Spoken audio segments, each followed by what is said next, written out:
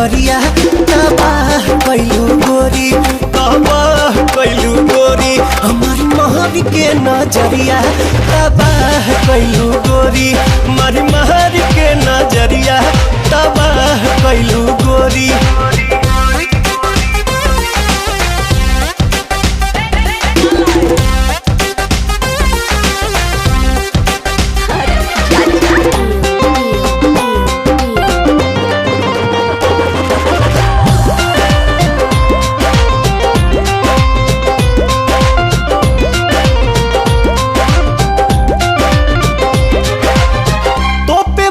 चीज के चलबू घर हो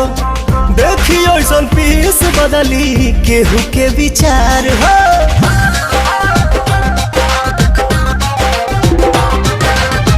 तोपे वाला चीज के चलबू घर हो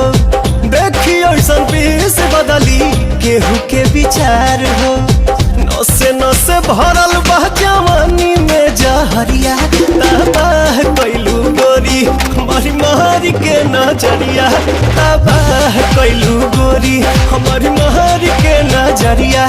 तबाह कैलू गोरी।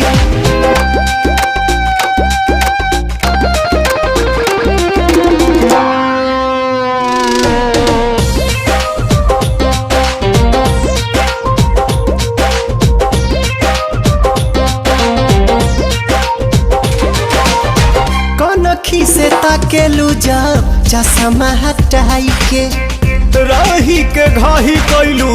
देही में सटाई के